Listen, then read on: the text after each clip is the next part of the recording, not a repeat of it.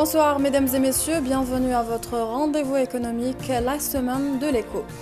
Que retenir de la visite du Premier ministre Manuel Valls en Algérie, une visite programmée depuis longtemps puisqu'elle s'inscrit dans le cadre de la tenue de la 3e comité intergouvernemental de haut niveau qu'il a co-présidé avec son homologue Abdelmalek Sellal.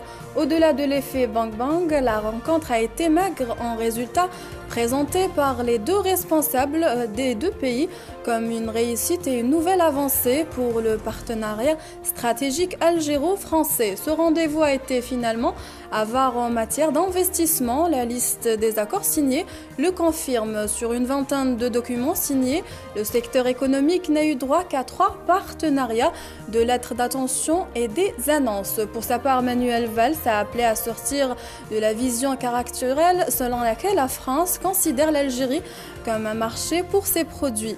Quel bilan de la coopération bilatérale dans un tel cadre d'échange? La France veut reconquérir sa place de premier partenaire commercial de l'Algérie, ravi par la concurrence chinoise. Comment se présente aujourd'hui cette concurrence entre France et Chinois? Mais sans une entente politique, peut-on parler de relance, plutôt de relations exceptionnelles en mesure de bâtir un pont entre l'Algérie et la France pour se retourner vers l'Afrique? Autant de questions que nous allons tenter de répondre avec nos invités. Merci messieurs d'avoir accepté notre invitation. On a le plaisir de recevoir monsieur Smaïl Almas, président d'Algérie Conseil Export. Bonsoir. Bonsoir à vous, ainsi que monsieur Ahmed Lateb, expert économique du cabinet EY, et ainsi que monsieur Hakim Soufi, PDG de la compagnie d'assurance privée Massirvi. Bonsoir. Merci messieurs d'avoir encore accepté notre invitation. Et avant de commencer notre débat, on va essayer de voir ce VTR préparé par Hidayat Bersali et on revient dans quelques instants. Dans son allocution d'ouverture, Abdelmalek Sellal a souligné le besoin de l'Algérie d'être accompagnée par l'expertise française dans le processus de développement de son économie. Pour sa part, Manuel Valls a confirmé que son pays est prêt à accompagner l'Algérie dans son développement économique. Pas moins de 12 accords ont été signés à l'issue de cette rencontre entre les hommes d'affaires algériens et français. Cette nouvelle ère se distingue non seulement par un rapprochement de vues sur des questions régionales et internationales, mais aussi sur la conclusion de plusieurs accords de partenariat dans divers domaines d'activité. Cette réunion de haut niveau interministériel avec le Premier ministre Sellal l'a rappelé, 10 ministres qui m'accompagnaient, en est une démonstration éclatante. Pas uniquement dans les mots, pas uniquement dans l'amitié, la confiance et le partenariat que nous saluons, mais dans les actes, à travers les accords que nous avons signés.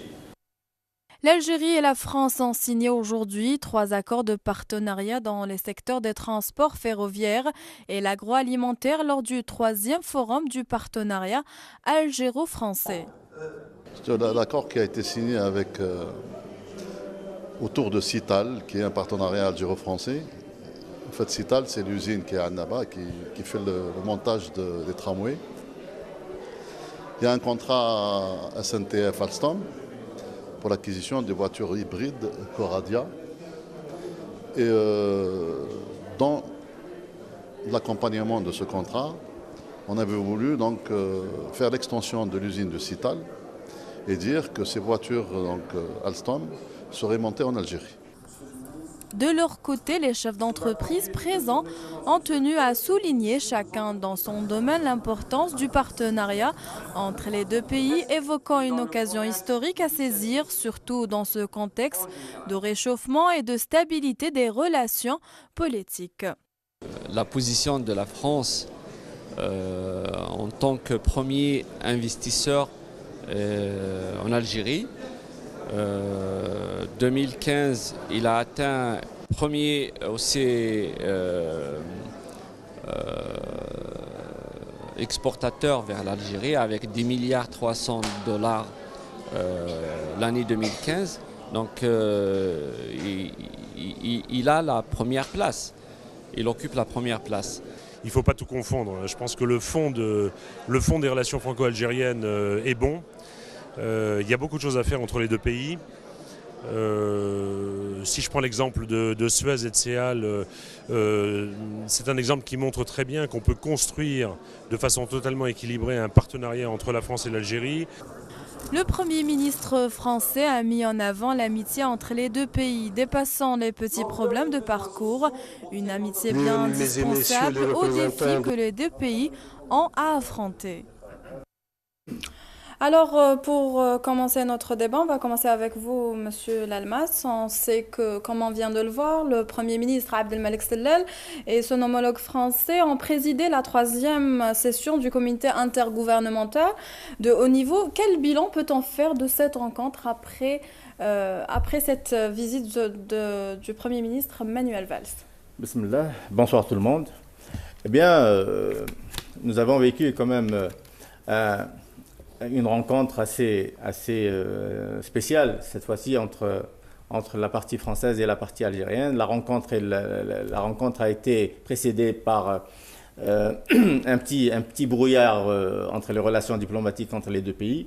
Cela dit, moi, ce que je retiens, c'est que quand on prépare bien ces dossiers, quand on défend bien les intérêts de son pays, quand on va dans une rencontre pareille, les objectifs sont bien tracés, connus, ciblés. On vient, vous pouvez raconter n'importe quoi. Moi, l'objectif est bien tracé. Je prends un maximum de parts de marché, je prends un maximum d'argent, j'essaie de me repositionner sur le marché national, le marché algérien. Et ça a été les objectifs de Valls. Valls est venu pour reconquérir la position de leader. Et il est venu pour développer ses parts de marché en Algérie. Il est venu pour donner plus d'assurance pour les entreprises françaises. Il est venu pour dire qu'on est là, on est présent. Et ça a été réussi pour eux. De l'autre côté, vous l'avez signalé dans le VTR, que finalement, pour la partie algérienne, les résultats étaient très maigres. On s'attendait à des projets importants, on s'attendait à des projets à fort rapport technologique, etc. On se rend compte que finalité, on se retrouve avec un projet de fabrication de mayonnaise, alors qu'on s'attendait à Peugeot, à des projets beaucoup plus importants. Je suis désolé de le dire, c'était très maigre, vous avez entièrement raison de le signaler. Je crois qu'il est temps. Il est temps de revoir notre approche, il est temps de revoir notre façon de travailler avec les partenaires étrangers en général. Il faudrait savoir ce qu'on veut, il faudrait savoir connaître nos besoins, il faudrait les recenser, il faudrait mettre les compétences autour de ces dossiers pour une meilleure prise en charge, une meilleure gestion, pour essayer d'avancer et sélectionner les produits qui pourraient éventuellement apporter une valeur ajoutée à notre économie. Monsieur Soufi, pour essayer de rebondir à ce que Monsieur Lalmas vient de dire, la 3e session du comité intergouvernemental intervient dans un contexte marqué, comme Monsieur Lalmas vient de le dire, essayer de repositionner la place de la France actuellement. Est-ce qu'on pourra dire, ou plutôt, est-ce que la relation algéro-française est passée du mode commercial à celui de productif, de gagnant-gagnant, à votre avis? Il a à la base toute relation de partenariat entre pays ou entre entreprises, interentreprises, est basée sur le win-win, et théoriquement basée sur le win-win. Aujourd'hui, ce qui est arrivé, ce fameux comité intergouvernemental de haut niveau, moi je ne suis pas tout à fait d'accord avec M. Lalmas. Je ne trouve pas que ça soit une grande réussite pour M. Valls, M. le Premier ministre Valls, ou pour une défaite pour l'Algérie, bien au contraire. À mon sens, effectivement, on devait avoir une vingtaine d'accords. Celui de Peugeot, entre autres? Oui, celui de Peugeot, entre autres. Mais qui était très attendu, quand même. Oui, qui était très attendu. Mais attendez, on est bien d'accord qu'un projet d'une telle ampleur, on doit quand même prendre le temps de pouvoir le maturer. Et ça vient de la partie algérienne comme de la partie française. Donc il y a une maturation à avoir sur ce projet-là spécialement. Mais il ne faut pas en faire un leitmotiv. Le projet Peugeot arrivera ou n'arrivera pas. Ce n'est pas ça qui va casser la croissance algérienne. Maintenant, nous avons reçu un gouvernement qui est venu avec plus de 10 ministres. Donc cela veut dire que ce gouvernement donne une importance capitale, stratégique à ce marché, à ce pays. Donc c'est une forme de respect que nous ne devons pas galvauder, nous ne devons pas critiquer, à mon sens. Maintenant, effectivement, en termes de repositionnement, effectivement, il y a eu à un moment donné la France qui a perdu un peu de part de marché en Algérie. Mais ce que je veux revenir sur un point qui est très important. Est-ce que vous pensez sincèrement que l'Algérie peut rester indéfiniment, je ne suis pas un fan d'un partenariat franco-algérien, pas particulièrement, mais traditionnellement, de manière, d'un point de vue linguistique, d'un point de vue structurel, systémique, on a toujours été en relation avec la France, et la France a autant besoin de nous que nous de la France.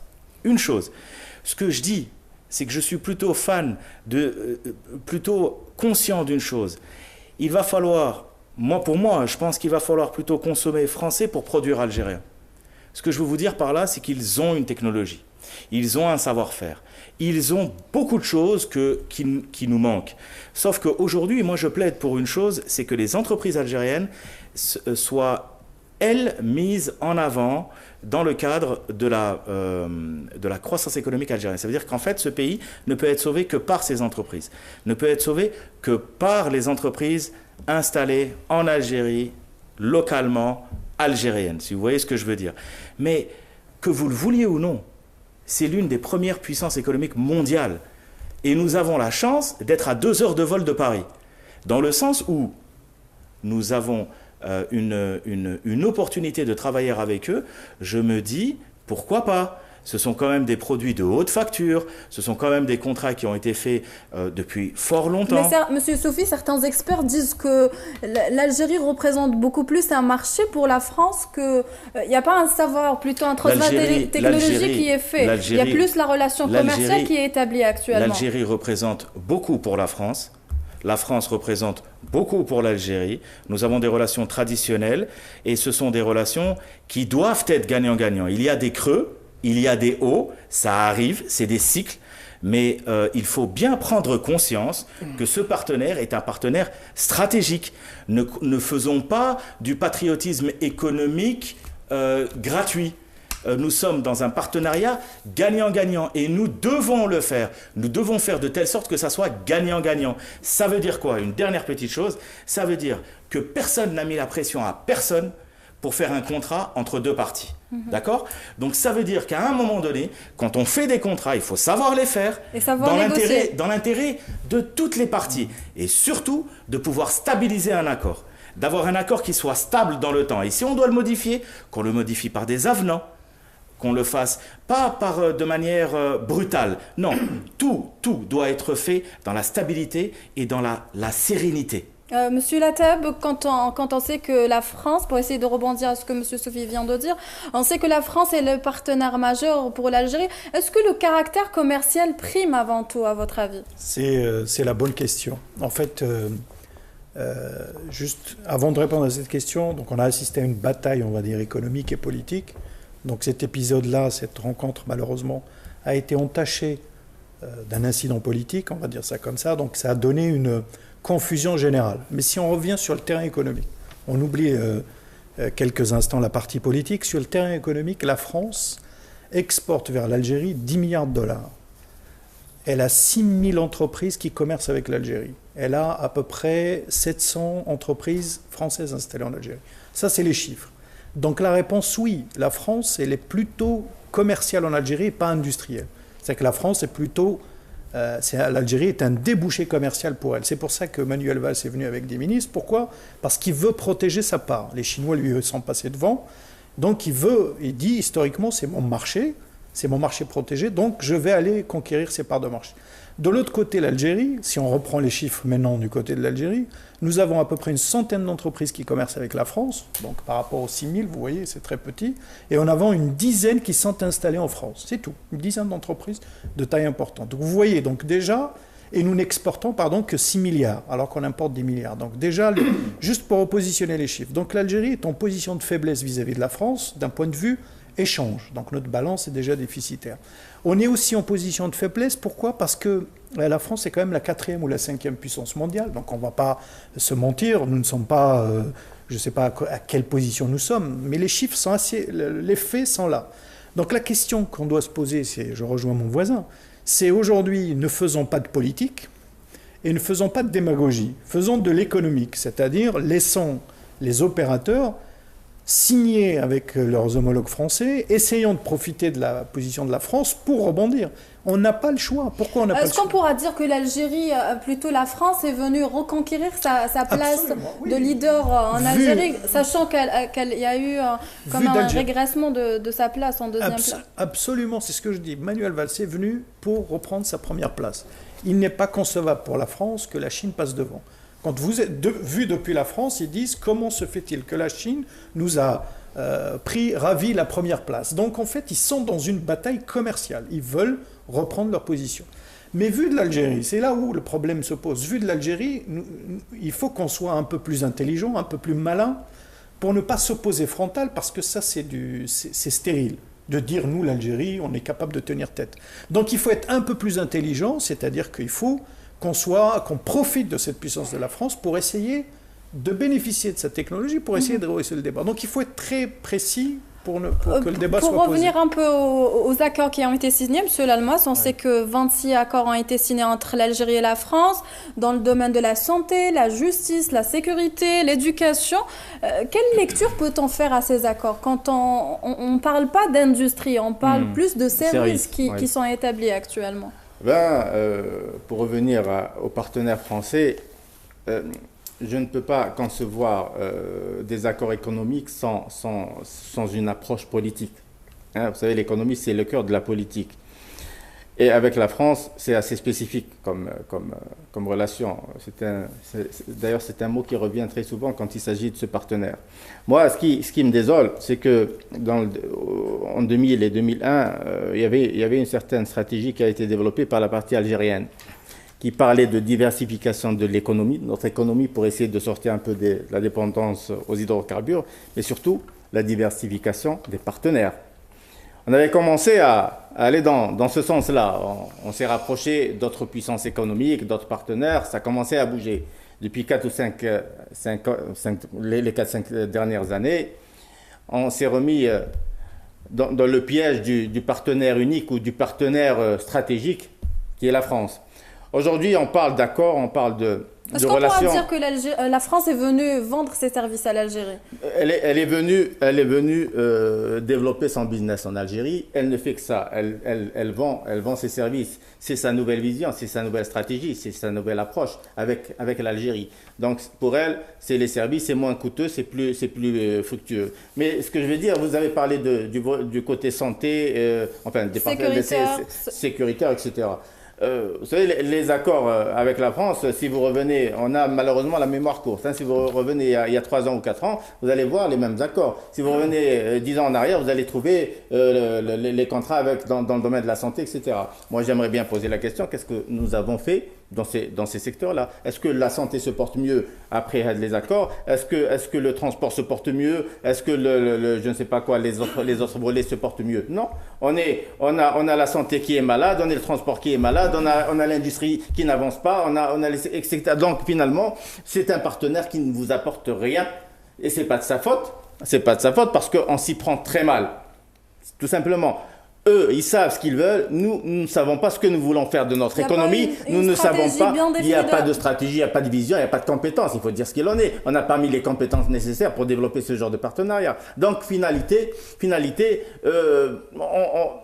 on doit sortir de ce piège du partenaire unique, du partenaire stratégique qui est la France. Il faudrait penser à diversifier ces partenaires pour essayer de sortir de ce piège qui revient. Vous avez parlé des accords. Finalement, il y avait 26 accords prévus, dans 14, je crois, protocolaires et 12 dans le domaine économique. Sur les 12, il reste finalement, il n'y a eu que 3 accords qu'on a finalisés, dans le projet d'élargissement de CITAL, celui des engrais et bien sûr le fameux projet du siècle, celui de la mayonnaise. Mais ce qu'il y a, c'est que il y a eu Peugeot qui a été retardé. On va essayer d'y revenir dans quelques instants, Monsieur Lalmas. Oui, il y a beaucoup de choses à dire sur le c'est un autre volet. Voilà. Monsieur Soufi, pour essayer de rebondir par rapport à ça, on sait qu'on parle de résultats de ce sommet qui reste de la vie. Point de vue, bien sûr. Oui, ça reste mon point de vue. Monsieur Soufi, qui reste de la vie de nombreux observateurs, en delà des attentes affichées par la France et l'Algérie, Monsieur Soufi. Écoutez. à un moment ou à un autre, dire qu'il faut il faut avoir plusieurs partenaires, effectivement, il ne faut pas avoir tous les mêmes œufs dans le même panier. Sauf que, je voudrais être très clair.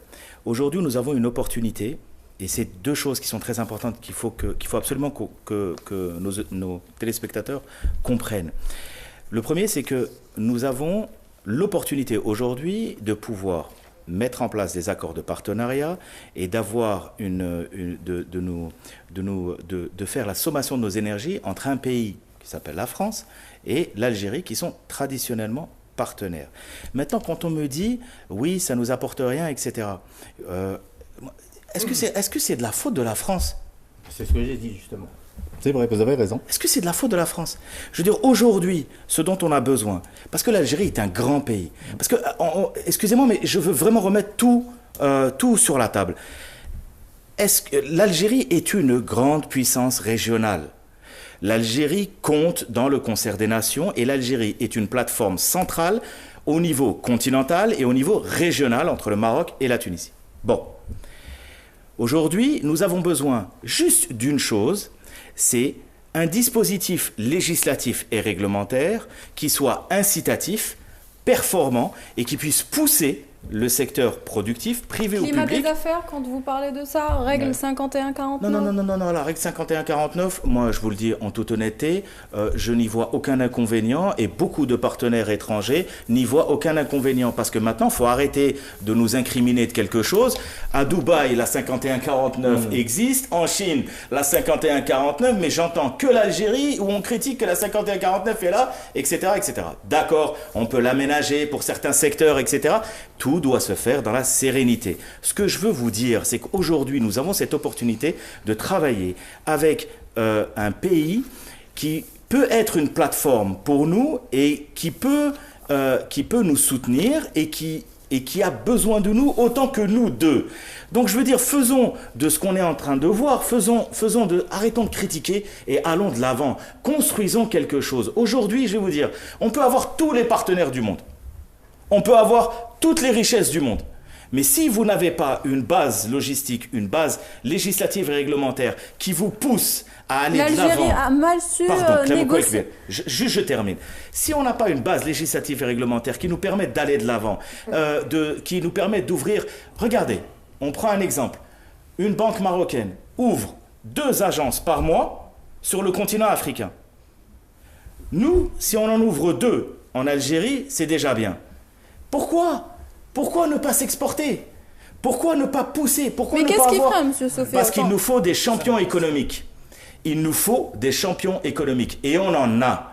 Je prends le cas de Condor. Je prends le cas de plusieurs autres entreprises.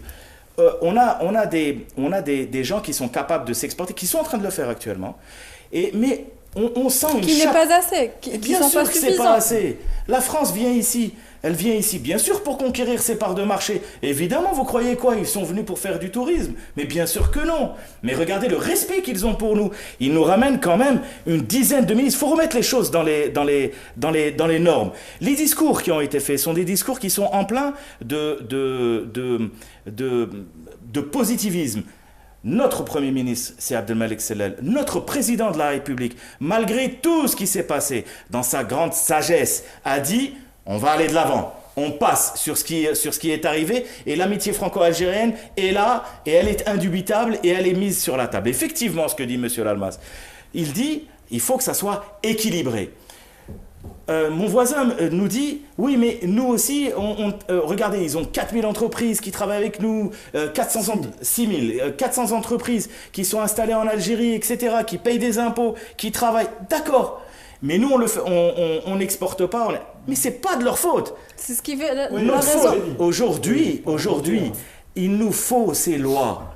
Parce que nous travaillons dans le cadre de la loi. Aujourd'hui, M. Lalmas est là, il représente parfaitement son entité. Et il dit il faut promouvoir les exportations.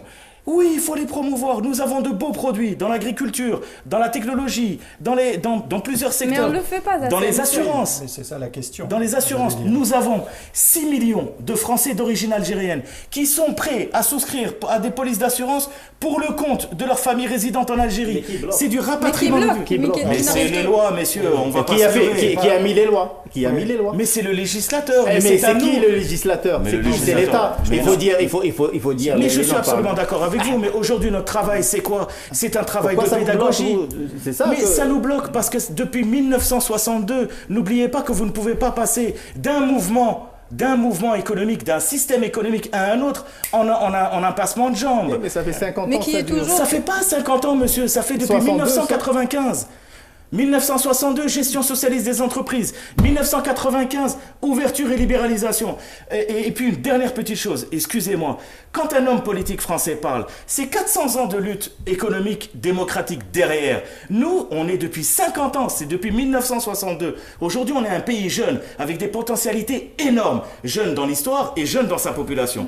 Nous sommes capables de faire de grandes choses. Monsieur Latab? Oui, je pense qu'il faut... Le débat est passionné. Oui, passionnant. Et passionnant, bien sûr. Mais je pense qu'il faut revenir à des choses très basiques. Parce que les gens qui nous écoutent ou qui nous regardent, ils vont se dire, mais on mélange un peu tout. L'Algérie n'est pas à la hauteur de la France en termes de puissance économique. Donc il ne faut pas se dire, on va les dresser. Non, il faut simplement... Pour essayer de revenir un peu aux opérateurs français, Oui. par exemple, on sait qu'il existe une centaine de réticences et de manque d'engouement auprès des opérateurs français vis-à-vis du marché algérien. Oui, à votre avis, qu'est-ce qui bloque? Qu'est-ce qui fait? Justement, on le dit indirectement. On le dit directement. Quand on dit que la règle 51 ne bloque pas, mais qu'est-ce qui fait que ça bloque? Quand vous dites pourquoi, parce qu'il faut, encore une fois, il faut être factuel. Pourquoi il n'y a que 3 accords qui ont été signés? C'est ça la question. En fait, pourquoi? Parce que c'est pas parce que la France est puissante ou l'Algérie est faible, c'est parce que le marché algérien aujourd'hui est très difficile. Quand Notre on serait réglementation, dans le même bien temps, sûr. il y a eu un accord qui a été signé au Maroc. Alors j'arrive parce que là on oppose toujours l'Algérie au Maroc et l'Algérie à la France. Non, il faut pas. Le Maroc a son agenda, a son modèle. L'Algérie, est-ce qu'elle doit faire, et c'est urgent, c'est de développer son tissu économique. Aujourd'hui, notre faiblesse, elle n'est pas politique, parce que sur le plan politique, l'Algérie est au même niveau que la France. Elle pèse, bon, plus, après ça... Au niveau sécuritaire, je parle. L'Algérie, au niveau politique, n'a pas à rougir de son positionnement. En revanche, c'est pour ça que le sujet est quand même économique, et je pense qu'il n'est qu'économique. Le sujet, c'est que nous n'avons pas le tissu économique qu'il faut, nous n'avons pas le tissu de PME qu'il faut, nous n'avons pas la réglementation qui attire les investisseurs. Et ça ne s'invente pas, ce n'est pas des discours, c'est de l'économie. On ne peut pas, depuis l'indépendance, on ne peut pas critiquer les opérateurs, on ne peut pas avoir étouffer le secteur privé, mais non se dire on va aller à la bataille. Non, le secteur privé, il est tout jeune en Algérie, il a 10 ans, c'est un petit bébé, il ne va pas aller se battre contre les ogres. Donc aujourd'hui, la question c'est comment j'améliore mon doing business, comment je favorise l'entrepreneuriat et comment l'État se retire de la sphère économique. C'est crucial. C'est l'État qui a étouffé le secteur économique en Algérie parce qu'on a fait de la politique au lieu de faire de l'économie. Donc là, il faut que l'État se retire. Elle le fait en ce moment, puisque l'État met en avant ses opérateurs. Les opérateurs et privés. Le succès du pays... Ce qui fait, c'est aux opérateurs privés d'apporter l'autre valeur ajoutée, absolument. Et arrêtez de se dire le Maroc, arrêtez de se dire la Tunisie. Je termine juste pour que je structure un peu le débat. Bien sûr. Aujourd'hui, le doing business est au cœur de notre problématique. Aujourd'hui, on a du mal à attirer des investisseurs étrangers. Les IDE, quand on dit les IDE, c'est des gens qui viennent investir en Algérie. Ils n'ont jamais été aussi faibles. Bon, il y a la crise évidemment de l'énergie qui est passée par là, mais nous avons à travailler, nous avons à balayer devant notre porte. Économiquement parlant, encore une fois, c'est pour ça qu'il ne faut pas mélanger le politique. Économiquement, l'Algérie est en position de faiblesse, mais les dernières mesures, la société civile est en train de reprendre. On assiste quand même depuis 2-3 ans à un dégel, à un encouragement des initiatives, donc il ne faut pas arrêter ce train. Donc je termine juste en disant, ne mélangeons pas les deux sujets. Sur l'économique, nous avons du boulot, et donc arrêtons de dire que la France... Absolument, voilà. Monsieur Sophie, afin de passer au deuxième volet. Il faut plaider pour une chose, il faut plaider pour une union sacrée entre le gouvernement et ses entreprises. Il faut que le gouvernement puisse, comme l'a dit mon ami, puisse se retirer progressivement tout en mettant en avant les opérateurs privés qui sont actuellement statistiques officielles, les plus grands pourvoyeurs d'emplois en Algérie.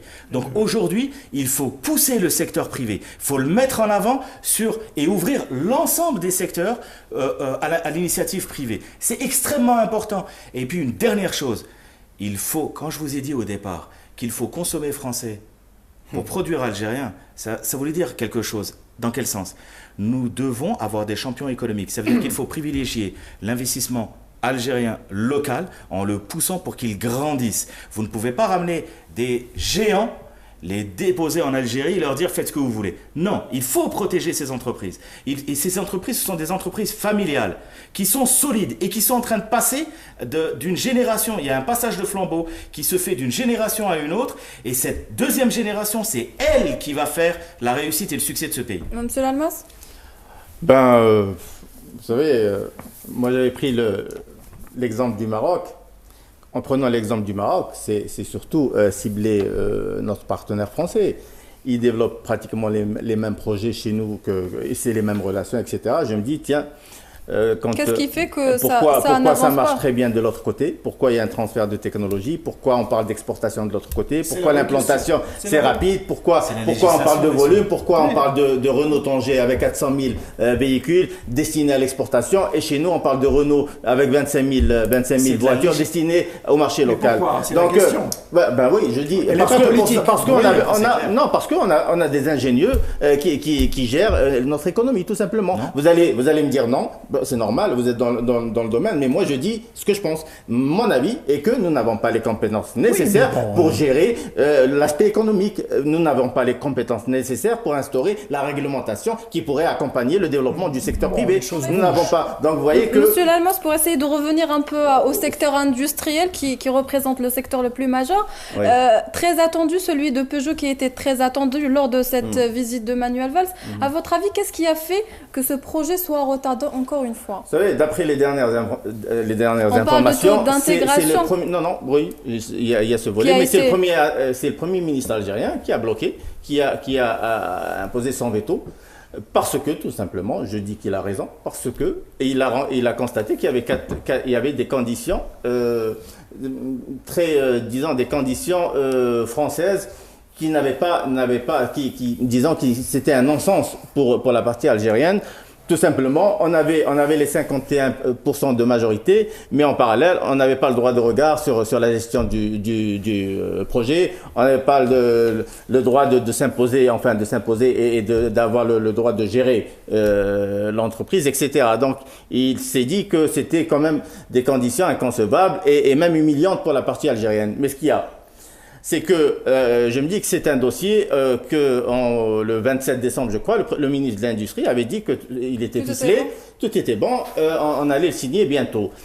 Mais ce qu'il y a, c'est qu'entre-temps, on s'est rendu compte que ce dossier, il a pu quand même, malgré les insuffisances au niveau réglementaire et les insuffisances en termes de réglementation et au niveau du contrat, il a pu quand même transgresser pas mal de filtres. Donc, où sont passés les services du ministère de l'Industrie? Où est passé le ministre de l'Industrie? Pourquoi ce dossier est passé jusqu'au Premier ministre pour le bloquer? Donc là, en principe, on aurait dû traiter le dossier autrement et se rendre compte de ces clauses-là et réagir au bon moment. Donc là, il y a eu transgression quand même de pas mal de filtres. En parallèle, il y a eu l'annonce du méga projet de Renault, écosystème Renault, au Maroc, où on parle d'un investissement d'1 milliard, on parle de projets d'exportation de 2 milliards de moteurs, etc. Ce qui fait les Français investissent beaucoup plus au Maroc qu'en Algérie, c'est ça? Mais regardez la consistance des projets proposés, développés chez nos voisins, marocains et tunisiens, et regardez les nôtres. Vous voyez, donc là, on parle d'1 milliard d'investissement, on parle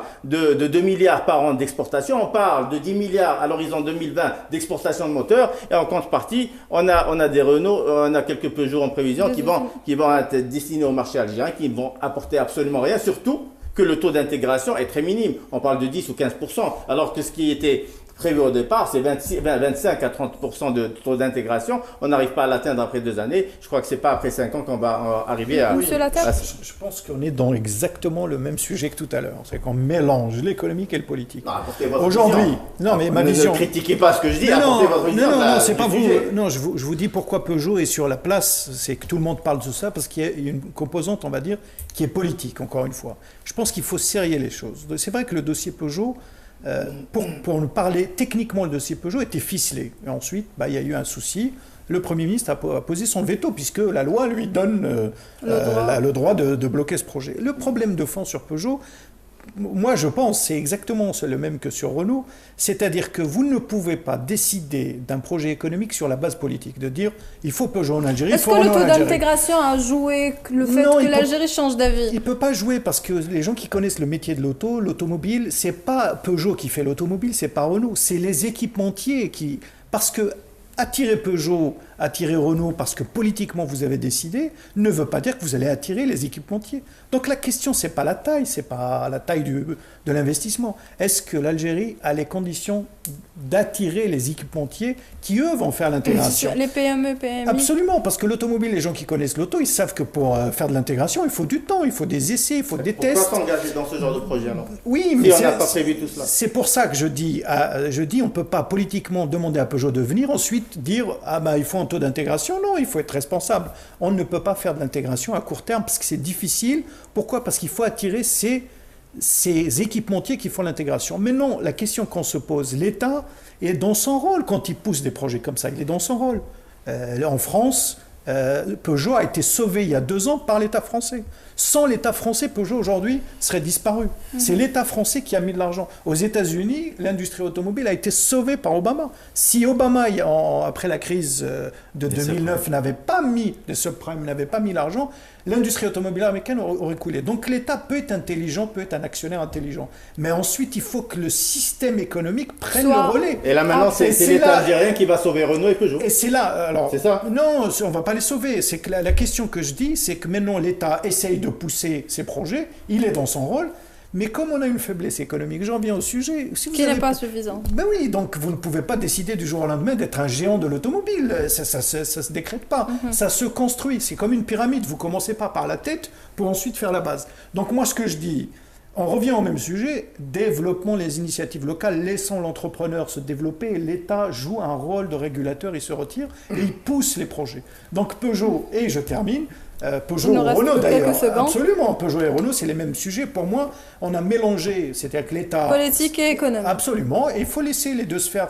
chacune dans son rôle, et vous allez voir. Messieurs, il nous reste que quelques minutes, un mot de la fin, monsieur Lalmas, si vous voulez ajouter un mot. Moi je rejoins notre ami en disant qu'il faudrait quand même parler économique quand il s'agit de projets économiques, et laisser le politique jouer le rôle politique. Mais ce qu'il y a, c'est qu'on ne peut pas dissocier les deux. C'est-à-dire là, on a vu l'exemple de cette rencontre avec les Français, c'est un cas d'école. On a vu les Français venir avec 10 ministres, etc., pour appuyer justement l'aspect économique de leur stratégie. Donc là, préparons bien nos dossiers. Il faut savoir ce qu'on veut faire de cette économie.